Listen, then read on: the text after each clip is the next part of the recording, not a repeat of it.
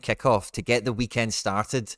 Man City at home at the Etihad. The predicted 11 we've got, Harry. You ready for this?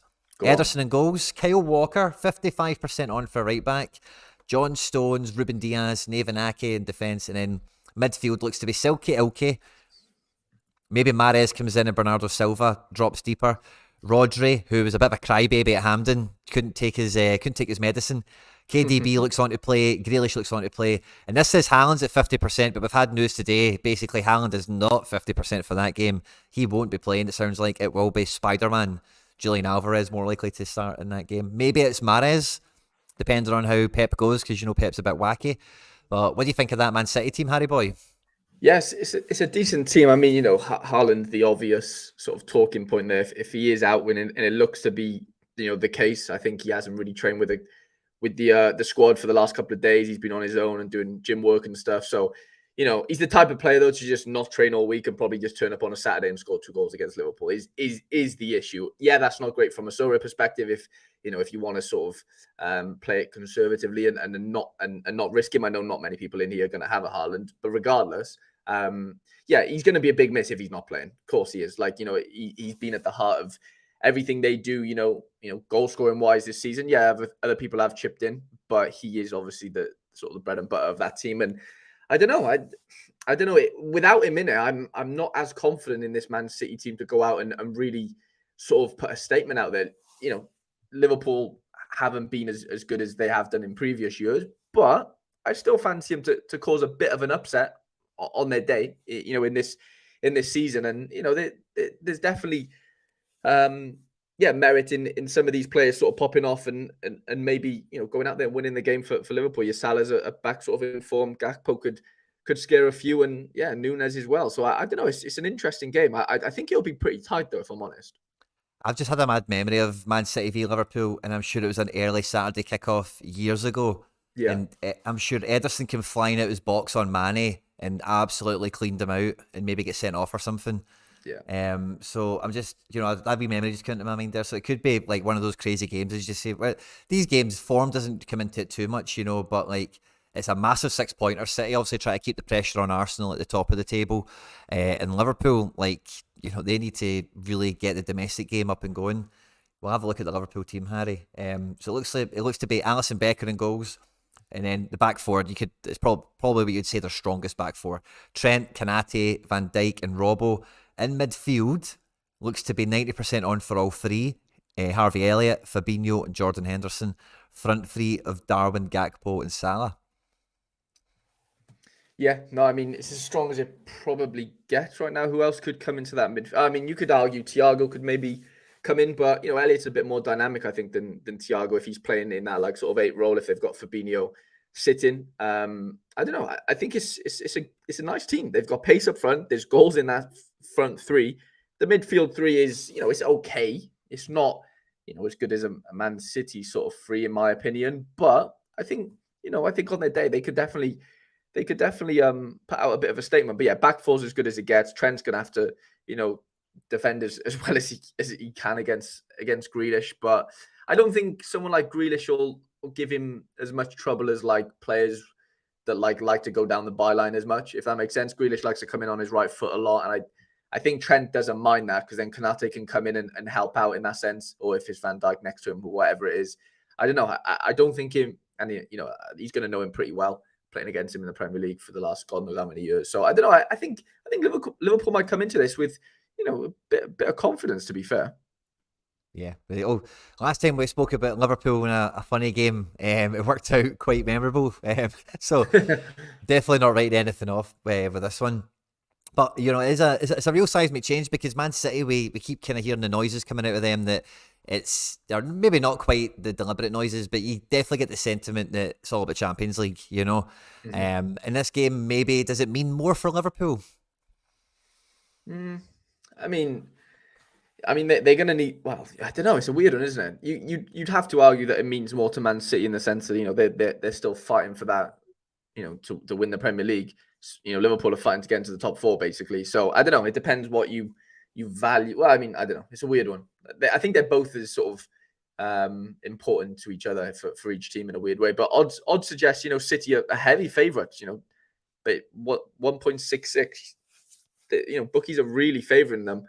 Basically 6-1 your money on Liverpool to win. So I don't know. Bookies are kind of writing off Liverpool there odds wise, and I get it. I can see why they've come to that conclusion, but I don't know. I think Liverpool might shock a few. Just having to edit the title of this. Been told on Twitch we're still down as Global Cup, which is World Cup chat, which is good fun, But yeah, I'm very much looking forward to it. And I think it's a great way to start the weekend off. It was a wee bit of Friday night football, but there's not that much. So this is the real curtain raiser of the weekend, and I'm sure there'll be all sorts of stories come out here, like there always is. But I think even with Man City not having Haaland available, like a lot of the chat, Harry, you've heard it as much as I have, no doubt, that Man City are a man down with Haaland in the team, and Julian Alvarez, if anything's like having a man and a half up front with the work effort you get out of him and the link-up play that he offers. So, like, I'm not as convinced it's, obviously Haaland is Haaland, you don't need me to tell you anything about him, but maybe Alvarez playing this game is like something that is kind of for the overall better for Man City in this game, possibly, whether they like it or not. Yeah, possibly in terms of like, link-up play and stuff like that, and keeping the ball in and around that 18-yard box, which they do anyway with Haaland. But, Haaland, kind of drifts in and out of games. He doesn't really come and get the ball and link up as much as like an Alvarez would. But I think the presence or the lack of presence, if Haaland isn't playing, I think it's more that. I'm not like, Haaland has so many, ridiculous amounts of goals to his name this season. But ultimately, if Van Dijk sees the team sheet and he sees there's a Julian Alvarez on there over Haaland, I can guarantee you there'll be fist bumps and a few smiles. Like that's just simple as. And that's no knock on Alvarez. I love Alvarez. I'm a massive fan of him, and I know you are as well. But it's just a different beast to defend against in a Haaland. It's a completely different animal. And, I think if you ask that Liverpool 11 and Klopp, they would much prefer to see Haaland obviously not on there. I know that's not rocket science to work out, but I do think, Alvarez does pose his own sort of threat in other ways. But I do think that plays into Liverpool's hands for sure. Like if we knew, we kind of know that Haaland's going to be out, but like I said, Haaland could just be Haaland and turn up on the Saturday, right? But I guarantee you those odds change if Haaland isn't. Like if it's known that Haaland's completely out, those odds flip a little bit personally. Not flip in Liverpool's favour, but definitely, they become a lot shorter. Yeah, big time. Sam Ty's dropped a lovely nugget of data here on us in terms of the top six versus each other. If that was the only games you thought about, Liverpool are top, so they are very good in these big games, so yeah, I think we could see Liverpool definitely right up for the cup, and yeah, some of the stuff you're saying there, Harry, maybe goes in with it. But I would also echo a comment we've had here from Ross McCabe, and I'm actually just going to ask the chat as well, who do you think is going to win this match? Do we think we're going to see City win, or Liverpool, or a draw? So we'll have those three options popping in fees. But the Liverpool midfield, is it good enough to take on a City team like this? And like, I know like Harvey Elliott is great and all that, right? But I don't know. I look at a midfield of Harvey Elliott, Fabinho, and Jordan Henderson, and I don't see that getting much joy against that City team. I agree with you. They're lacking legs. Like Fabinho looks half the player that he was a couple of years ago in terms of physically. Like he just doesn't look like he can run anymore. Hendo's obviously, his main strength has always been his athleticism and getting around the pitch. And I'm not saying he can't do that anymore, but again, if we're being honest, he's on the decline a little bit. Not to the extent I've seen Fabinho recently. And Elliott's not blessed with, physical ability either. So I don't know. It's an interesting one. The front three really make up for it in terms of their athletic ability and how they can stretch the game for Liverpool. And I guess it's the hope of Liverpool's midfield to try and keep the ball. I know that's not easy to do against Man City at the Etihad, but I think that's where their strength lies. Is more on the ball rather than, going in and pressing too much. Like obviously Hendo will do his best and stuff. And, Harvey Elliott's not really that type of sort of midfielder. He sort of, offers you more on the ball. But I think if they can get the ball to the front three, then I think things can happen at a faster pace for sure. Yeah. Now, Man City don't have another game after this for a full week, but Liverpool are going to be playing Chelsea midweek in the league again, and then they play Arsenal next weekend. So we're talking about Liverpool being top of this top six mini league, but the next three results, they're going to play half of that little mini league within a 7-day period, so that's our really, this Liverpool team, like, if they are going to get a result out of those three games, do you think they would target the first one? Do you think they would go hard at the City game? Yeah, I they don't won't know. want to. They won't want to lose, obviously, but Of I think course. they'd be happy with a win. I think they'd be happy with a draw all day long. So you could maybe see them set up quite conservatively and just break on the counter with the front three. I think that seems like the most obvious sort of way to go about it. Way to the Etihad. Listen to this, Harry. See, after that period, Liverpool then, from the 17th of April, 1, 2, 3, 4, 5, 6, 7, 8, 9, 9 games left, and they don't play any of those, the Tottenham games in there, but I don't think you're going to think about Tottenham at this point, without a manager. But yeah, Yeah. 9 games after that, Liverpool will have in very favourable fixtures. So yeah, really rocky point for the next 3 weeks, this Man City game for them. But it's all about the league now. There's no cups for them to contend with, and they've got to get Champions League football next season.